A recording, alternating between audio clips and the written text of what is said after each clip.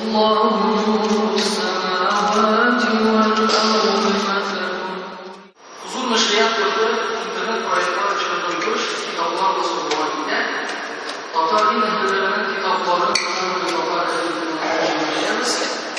Tatar xalqining o'zining merosini qo'llash uchun ularning elektron variantini saytlarga o'rnatishga ham xabar nashr etilgan. Yetakchilari prezentatsiyani qo'yib, ularning so'zlashini davom etamiz.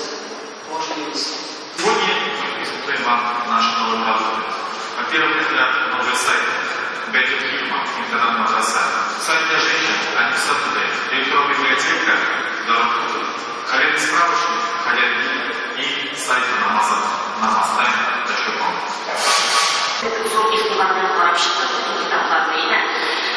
Kitaplarda bu şahslarla tercihleşmesini, adaptasyeleşmesini, hatta fakat yazmasına koşulmuştur.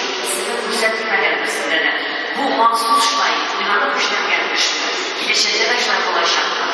Şunu sağlayalım.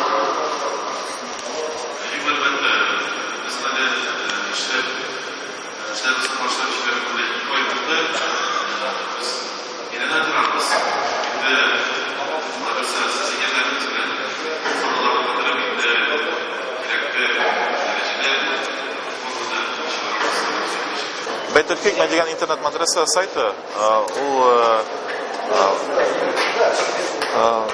maxsus bilim alırga tevişler için tizildi. Çünkü o'zingiz bilasiz, Rossiya Islom universiteti madrasalar ko'pincha Qozonda o'rnashgan. Albatta rayonlarda da bor, ammo etikalarning darajalari u qadar yuqori tugul. Ammo bilim alırga tevişler bek ko'p. Etik masalan avulda yashovchilar, shu imomlardan etik. Ular lagaga saytga murojaat etib, haligi sahifalarni o'qib, ular hatto boshlang'ich o'rta ham yuqori bilim olarga mumkin. Biz haligi saytda ishlar uchun maxsus Rossiya Islom universitetida ishlovchi chet ellarda, shu Rossiyada bilim olgan yuqori bilimli bilgichlarni chaqirdik.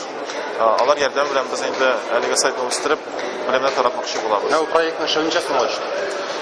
Etik 1-2 yil ishini ochdi.